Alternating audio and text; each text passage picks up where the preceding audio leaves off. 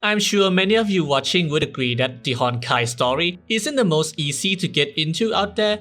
Not only you have the main story, you also have the mangas, visual novels, and everything in between. But what if there's still another story outside of all that?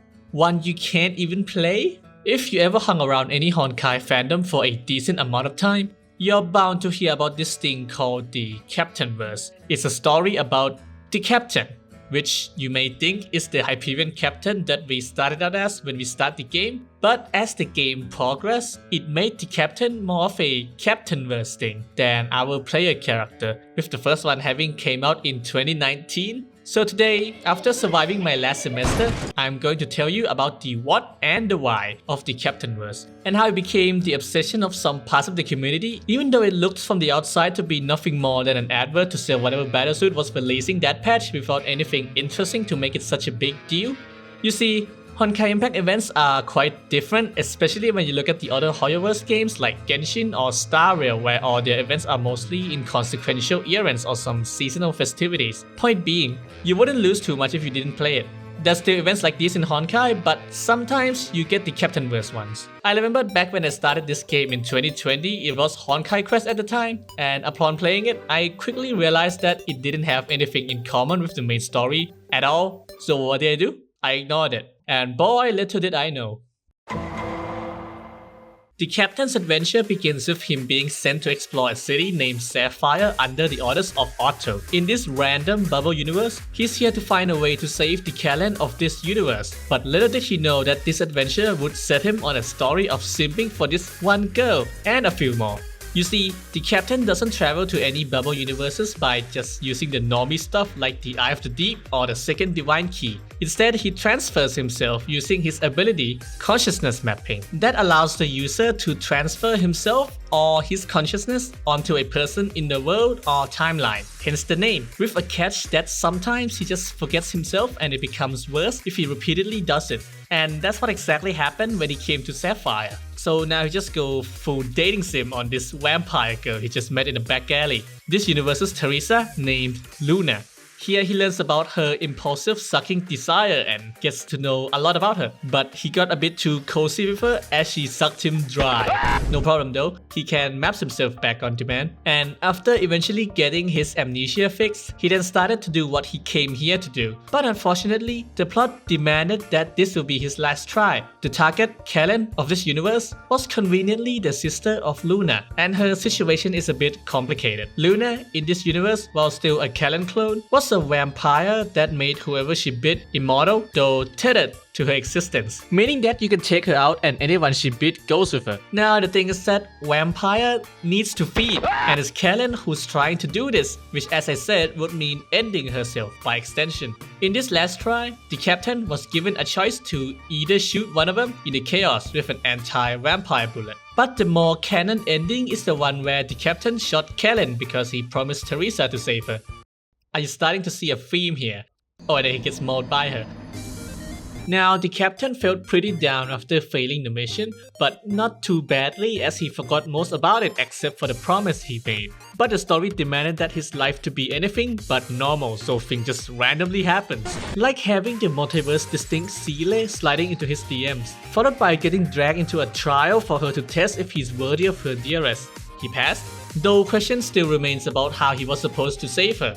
Anyhow, that will be put on the back burner for a while, as one day he gets randomly summoned into the Honkai Kingdom's world by the multiverse distinct Vodka twins.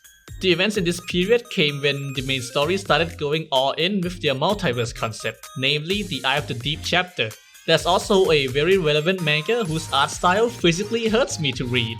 So to make a long story a bit shorter, the twins from World 608 escaped their timeout corner while being chased around by Tesla and Einstein from that world. Hijinks ensued and they escaped by falling through the Eye of the Deep, which sent them to the Honkai Kingdom's world to answer the call of a certain someone. Getting there before Captain, they came across this wish-granting golem, and digging their big brain, the twins wished for more wishes. But this golem is a bit on the literal side, so it put them in a time loop, to which they summoned our captain to go solve their problems. Once everything got settled, the captain learns about the person who originally summoned the twins, Kongming, and together they go ask her to send them all back to their world. But you see, even though the captain had mostly forgotten about his time in Sapphire, he was still quite hung up on getting the good ending, and that somehow causes him to split in two and create a whole good ending world where one half led a happy life as the Hyperion captain, with the other half appearing in the next 3 years. Not only that, he also unknowingly dragged the twins and Kongming into that world. So now stranded in God knows where, the trio decided to cook up a plan to lure both the captain's half to get off this world in the events of Armada imaginary mazes, and subsequently all drifted. Meanwhile, the previous duo noticed the commotion and went to chase after the twins. Spoilers, they will not catch him. The trio's plan went smoothly and the captain successfully fused back, and after a few farewells, they all went their ways, and that will be the end of their story, right? While Kongming got back to her world, the captain failed to go back for some reason. We'll get back to him later, as now we go follow Kongming. While she was stranded in Cap's happy world for 3 years, there was this seal in her home world that no one could maintain but her. So that seal kinda broke, releasing the beast within that go blow stuff up, but more importantly, breaking the wish golem which goes into hibernation, though not before taking notes of everyone who made a wish to it. This included Kongming and that world's reader, who previously got immortality from it. This will matter later. Anyhow, she go reseal the beast, but she wasn't aware of the true magnitude of the situation, so took a bit too long and lost Rita in the process. This made her feel immense guilt, and to maintain peace, she went crazy and reunified the kingdom, turning it into an autocratic hellhole with her at its head. The captain now then appears in this world and meet the very cold Kongming. This bad ending is unacceptable, he thought. Not only that, she gets poisoned while talking to him. Before her death, she left him a message. Reload the save. Actually, she told him to go find an artifact that we would later learn to be Tesla Zero to help him be able to get that good ending with his mapping. Quickly getting started, the captain think about the situation. It could be that Kongming reacted too slowly, so he would simply tell her to hurry up. Well, that did save everyone from their last fate. The beast got hands and blew up even harder when it dies, which for some reason got mistaken by the other allied kingdoms' armies to be Kongming's plot to lure them in and to off them all. Surely there's still room to negotiate before jumping to conclusions, right? Anyways, they broke the pact and attacked her kingdom. She dies trying to buy her civvies time to escape. Man, that was kinda stupid.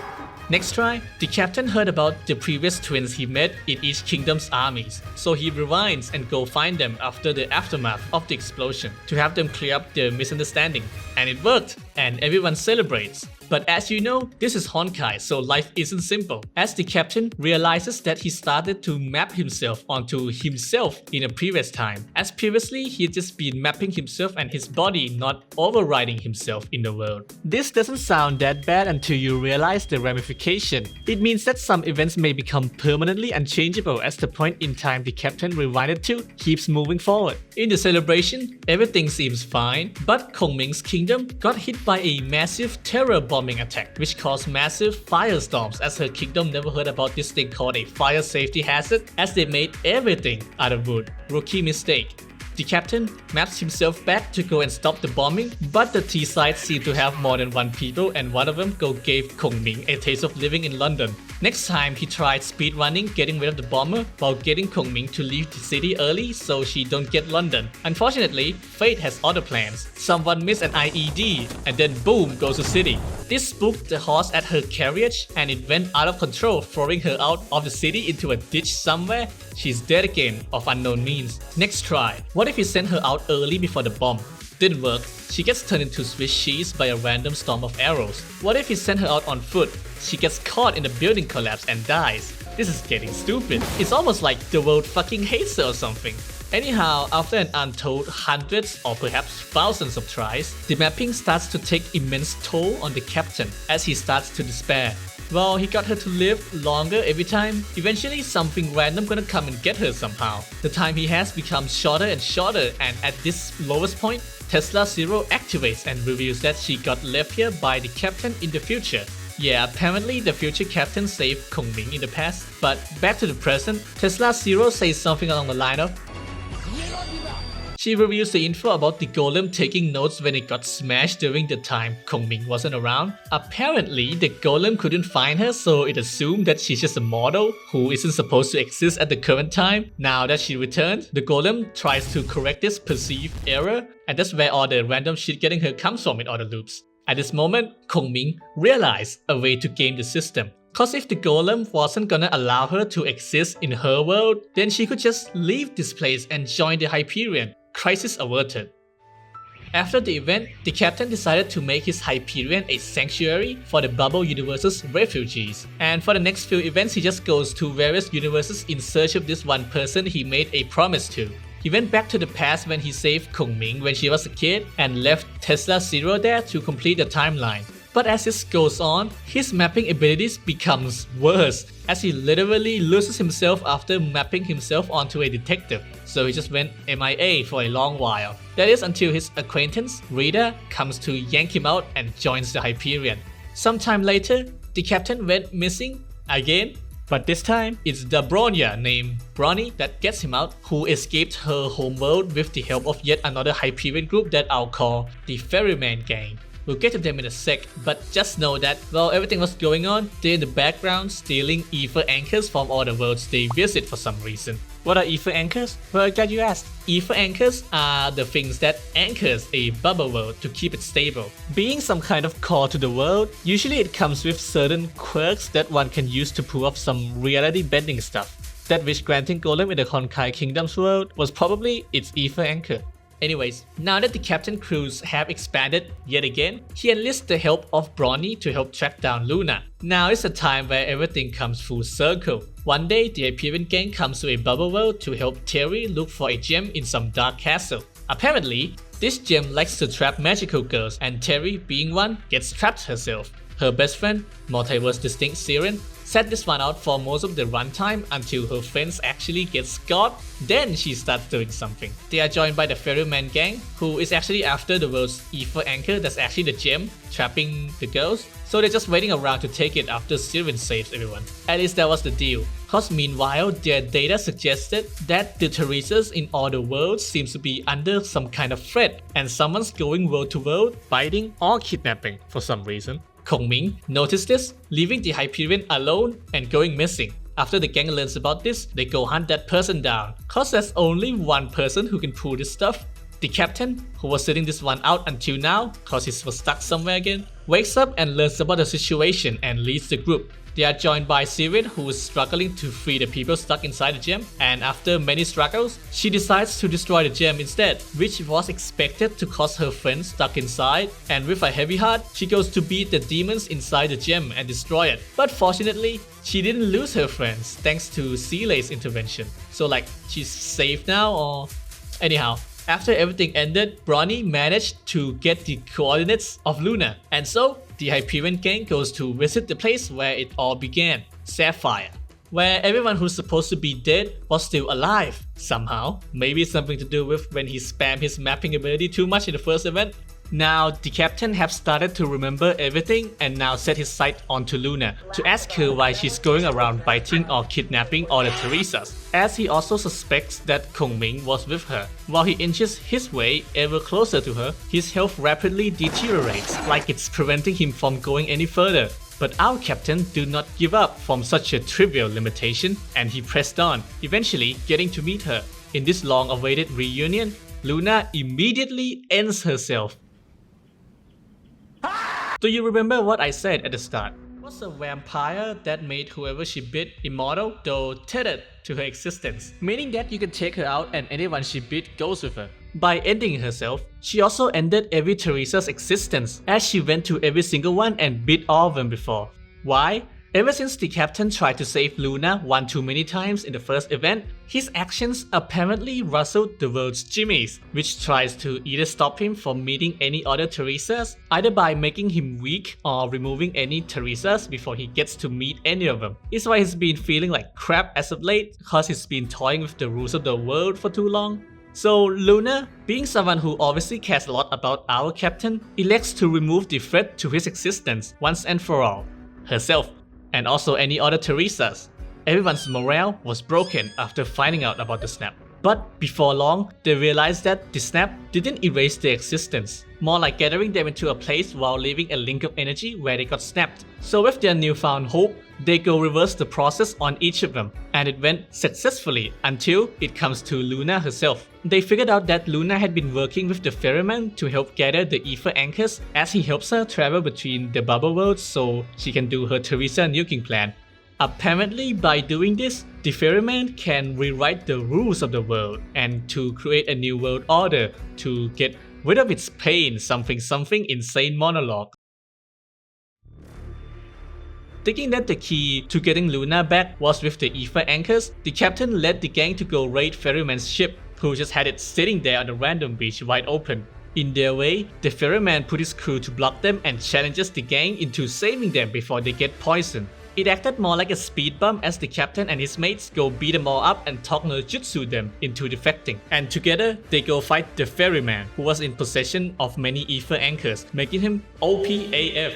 He easily beat the gang and starts the final stage of his plan by smashing the anchors with the bubble universe link from having Luna snap every Teresa in existence. This supposedly can create a world rift, which gathers the energy and whatnot, but that's exactly what the captain wanted, as he guessed that the Teresas didn't get snapped into nothing, but actually get transported to a rift between worlds. So if he can reverse Luna's process like he did with any other ones, he's going to go and drag her out of her self-imposed isolation himself. In this final act, the captain go and retake his wife, who got upsized from the millennia she spent in the rift as time there moved differently. They share a heartfelt reunion, and together with the rest, they go and beat Ferryman's asses and he dies. But not before dropping the truth about our captain. The captain, as we know, was actually the fragment of Ferryman with all the hopes and dreams he once aspired to, and how he's left with all the bad vibes kind of thing. With his death, all is well, with all the important characters joining the Hyperion, though with friction brewing among his forming harem.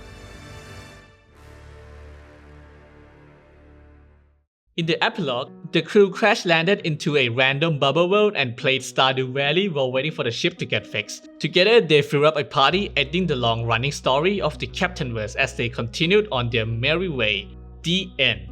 There's some very minor stuff and plot points that I didn't go over in details, so I can keep up the flow like one of Ferryman's crew, who's a variant of the twins by the name of Delta, the one that picked up the twins left behind in the Honkai Kingdom's world, where she left them on her personal ship only to have it stolen after the story, so she had no choice but to join the Hyperion to hunt them down, only for them to show up at the end of the epilogue to crash into the Hyperion. But that's a story for maybe never, as this has been the Captainverse.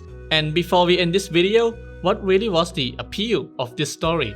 For me, it's a very familiar feeling when I first got into Honkai back in 2020. It's like a feeling of piecing the bits together and seeing all the paths converge. What I've shown you wasn't the release order of the story, far from it. As outside of the captain's POV, there's like 2 or 3 separate things going on at the same time, and it's mostly up to you to see where all this stands on the timeline. There are people who recorded all the events and archived them so people can rewatch it. We have many sources from the likes of Hoyer Stance to Sacred that summarize most of the storyline, but mainly Sacred, whose document proved critical while making this video. These resources will be linked in the description. And now, I want to thank you all for watching and apologize for not being able to upload for the past few months. Be sure to leave a like or share it, or maybe even subscribe if you like these types of content and want to support me. This has been my take on the Captainverse, and until next time.